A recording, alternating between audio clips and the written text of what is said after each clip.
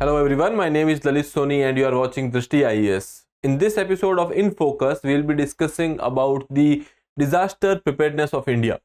Recently, you must have heard that there was this landslide in Wayanad and then there was this cloud burst which was there in Himachal.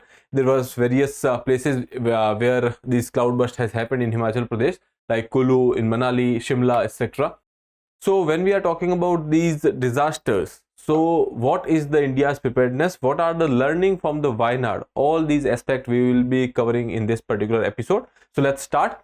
So lessons from Wayanad, how to prepare for extreme weather events. You know that climate change is a reality, and after that these extreme weather events are happening. Even the recent report of IPCC says that these events will keep increasing, or the frequency of these events will increase in the future. So we have to be ready for that.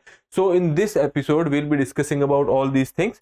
So when we are talking about the point of focus, first we will see why this particular thing was in news, and after that we'll be talking about the certain events which has happened like cloud burst.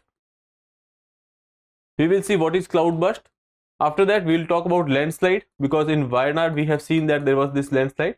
Then we'll talk about India's preparedness. We will see how India is seeing all these activities, how India is prepared for that, okay, or what are the aspects of disaster management which are present in India, okay. And after that we will talk about the future course of action, what can be done about it, okay. In the end we will try to conclude the session, okay, and there will be an MCQ for you to practice, okay. So that is about this particular session. So let's start with the first thing, that is what is the news or why this particular issue was in news. Okay, so a massive landslide has happened in the Vellarimala hills of Wayanad, and then other than that in Himachal there was places like Shimla, Kullu and Mandi wherein these cloudburst activities has happened, and because of which various people has lost their life. Other than that also there was this loss of property as well. Now the thing is, what is the situation and how India is trying to deal with it, okay. Now this situation needs our immediate attention, because obviously, as I told you, that because of the climate change these events are happening at a larger frequency, okay, and time and again we see such disasters, like if we talk about cloudburst, if we talk about lightning, we talk about flash floods, etc, etc, okay. So now let's start. First we will see what is cloudburst. We will try to understand the extreme climate events, okay.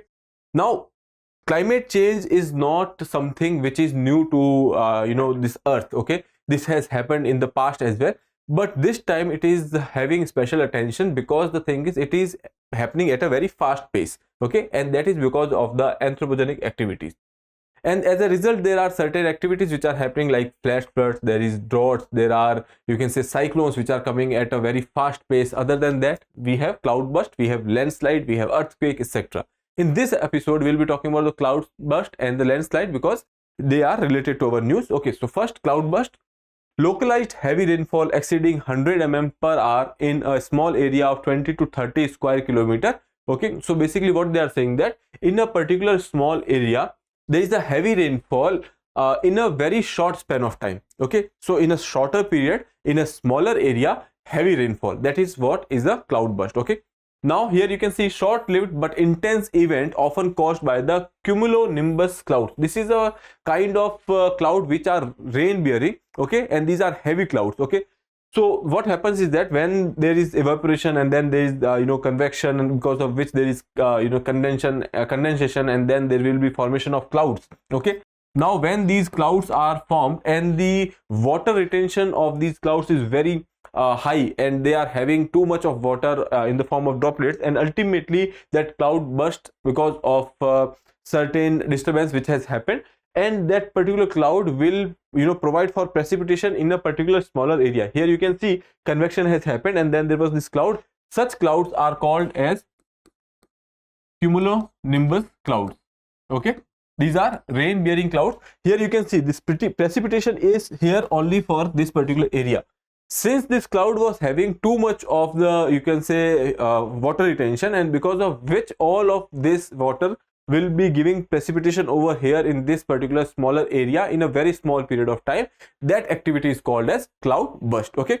Recent cloud burst in Himachal Pradesh saw 150 to 212 mm rainfall leading to flash floods. Okay, obviously when so much of water will be there in a shorter span of time, ultimately that will lead to floods, and the sudden floods are basically generally called as flash floods. Okay, so I hope that is clear. These clouds are cumulonimbus, and this will be a rainfall, heavy rainfall in a smaller area in a short span of time. Okay, generally that is more than 100 mm per hour, but in Himachal Pradesh it has happened 150 to 212 somewhat. Okay, now moving further, next is your landslide. Okay, now generally speaking, when we talk about landslide, the word is as simple when we are talking about the meaning of the word or the etymology of the word, that is land and slide. So obviously when land is sliding at a slope, that is called as landslide. Now land can be of various type. It can be soil, it can be rocks, it can be you can say even glaciers. Okay, so that is landslide. Here you can see triggered by either intense rainfall or seismic activities. When we talk about seismic activities, we understand that there is some kind of activity or imbalance which has happened, and because of which the land has slided over there. Why is that? Intense rainfall is also causing landslides. Okay, now look at this particular picture. Okay, initially this is the case, the green part over here which you are seeing, that was the case. The surface was same over here as well. Okay, now because of the excess rainfall, you can see that water will percolate inside the earth. Okay, because of which there will be less friction. Okay, and ultimately when there is less friction, or let's say if there is some kind of fault line which is there and under which water is percolating over there, and because of which there you can say, since friction is less, then there are high chances that water will act as a lubricant over there, and ultimately this land will subside over there. Now here you can see that this land has subsided over here, somewhat here and over here, and because of which this particular part is flowing downstream. Okay, and when this particular part is flowing downstream, that is basically called as landslide. Okay, now since it is soil, then it is a different kind of landslide, and if there are rocks, so you can say that there are various kind of landslide that can happen with respect to soil as well. Then it can happen with rocks. In case of glaciers, there can be ice. Okay, so that is about landslide. Wayanad's Vellarimala region received 572 mm of rainfall in 48 hours and causing a devastating landslide. As I told you, because of the intense rainfall also there can be landslide, and in Wayanad that is what has happened. Factors including topography, slope, stability, land use, etc., are also you can say having some kind of impact on the landslide. Let's say slope. Okay, if the slope is steep, let's say something like this, if your slope is, then there are high chances that landslide will happen, and that will have a catastrophic you can say consequences, because too much of mass will be flowing over there. And if you see, you have a slope like this or you have a slope like this, in that case you will see that the speed of the mass which is flowing downstream, that will be less. Okay, so this topography of that particular area will also be impacting the landslides. Now here you can see in this particular picture, there are certain areas which are more prone to landslides. Here there is this national landslide susceptibility mapping which has been done. Okay, so here you can see this is the part of Himalayas, you know that, and that is also susceptible to the landslide. This is also part of Purvanchal Himalayas, that is also susceptible. When we talk about this particular area, this is the 𝐺aro-𝐶-Jaintia region. Okay, so here you can see that is Shillong Plateau. Okay, so this is also susceptible. Here you can see these are the Western Ghats. Okay, these are the steep mountains, and that is why they are also susceptible to the landslide. And here you can see this area, that is Kerala, that is susceptible to landslide because it is part of the Western Ghats. And in Wayanad, Kerala's Wayanad, we have witnessed the landslide. Okay, now moving further, we will be seeing India's preparedness to deal with the natural disasters. Okay, now hazard is natural. Okay, then or you can say, when we are talking about the natural hazards or any kind of hazard that will become a disaster,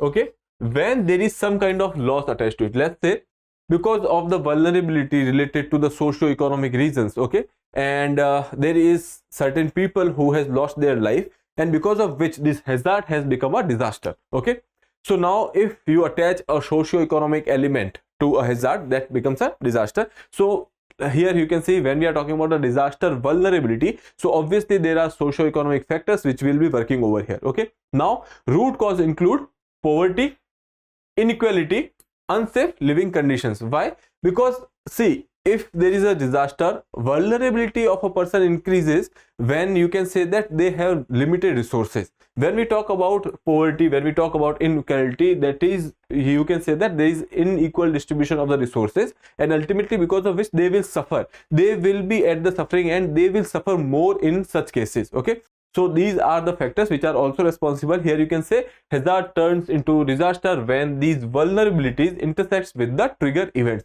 These trigger events are basically your hazard. Okay, because of the trigger events you have this hazard, and that hazard will become disaster when these socio-economic reasons or these vulnerability will be attached to that. Okay, now what is the policy gap? When we talk about India, we have various you can say socio-economic inequalities, and because of which there are more vulnerabilities.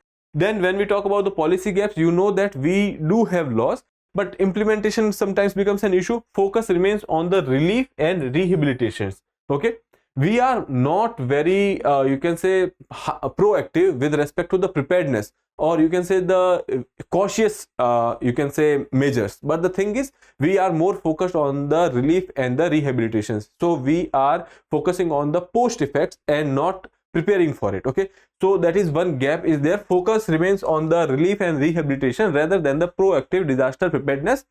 Improve early warning system exists, but timely action is often lacking. We do have early warning systems. In the case of Kerala also, there were certain warnings, but people did not respond to them. Okay, so that is what we are saying, that we do have certain provisions, but implementation is lacking somewhere. Okay, that is there. Now if we look at the avoiding the similar situation, what is the future course of action that can be? Okay, first is regulatory measures. Okay, now when we talk about the regulatory measures, there are various laws which are governing any kind of developmental activities which are happening. Now the thing is, we have to make sure that every aspect is followed over there. We have process of environmental impact assessment. We need to make sure that these are done with efficiency and with diligence. Okay, that is one thing. Second thing is, whenever there is a project in a ecologically sensitive area, let's say Western Ghats. Western Ghats, you know that recently the you can say Madhav Gadgil Commission's you can say recommendations and the Kasturirangan Committee's recommendations, these were in news. Why? Because this incident has happened in Wayanad. Wayanad is part of Western Ghats, and in 2011, Madhav Gadgil Committee has said that the whole area of Western Ghats is ecologically sensitive area. Okay, that should be declared so, but that was not the case as of now. That has not been declared. Government is working on that. Right now we have Sanjay Kapoor Committee with respect to that. But again, these are certain things which we need to make sure that if whatever laws are there, which should be followed in case of the environmental impact assessment. Okay, other than that, all the environmental regulations should be followed. Okay, that is one thing. Second thing is sustainable livelihood. We have seen that there are two places we are talking about right now. That is, one is Himachal, second is Kerala. We talk about Wayanad, we talk about Kullu, we talk about Mandi, or other parts of the Himachal Pradesh. These are the areas wherein you will see ecotourism. Okay, and this ecotourism is putting some kind of pressure on the environment. Now we have to make sure that that pressure should not be there. Ecotourism should also be sustainable. Okay, we have to make sure that it is not harming the environment. Okay, now when we are talking about the ecotourism, this is also providing you the livelihood opportunities over there. So we have to make sure that we find, or you can say we find alternative livelihood in that particular area, so that people don't suffer. Okay, so that is there. So even if we are going for the ecotourism, that should be sustainable, and the livelihood of that the people who are living over there, that should not be overly dependent upon the ecotourism. Okay, now ecotourism is often promoted, but its expansion can worsen the environmental stress. Alternative livelihood opportunity in fragile ecosystems should be explored. Moving further, enhanced monitoring and the response. Okay, automated weather stations should be set up at the local level, that is Gram Panchayat and the urban bodies, for timely evacuation and the quick response. Okay, when we are talking about the automated weather stations, these are the areas which can act as, you can say, some kind of warning centers. Okay, that should be developed or established at the place of the panchayats and the local bodies. Okay, and so that once you receive some kind of warning over there, then you can go for the evacuation drives. Okay, then second is the climate change adaptation. In the start, I told you that the climate change is a reality, and because of which these events are happening frequently. Okay, so we have to make sure that we go for the mitigation as well as for the adaptation of the incidents related to climate change. Okay, so that is about it. Now if we conclude the whole session today, we can say that India's disaster management needs a shift towards the long-term resilience and the preparedness. As of now, we are focused on the relief and the rehabilitation. We should be focusing more on the resilience and the preparedness. Okay, integrating environmental protection, sustainable development, and the community-based risk reduction is essential to mitigate the future you can say disasters. Even in disasters also, we have to make sure that we are not harming the environment. We are making sure that we are considering all the aspects, that is environmental protection, sustainable development, and the community based risk reduction. Okay, so that is what is the need of R, which we have discussed. Okay, now in the end we have one question for you that you can attempt. Which type of cloud is primarily responsible for the cloud burst? Stratus clouds, cirrus clouds, cumulonimbus clouds, or nimbostratus clouds? Okay, so we have discussed it. You can attempt this question, answer in the comment box. With that, I would like to take your leave. If you have not subscribed the channel, please subscribe it. Have a nice day. Thank you.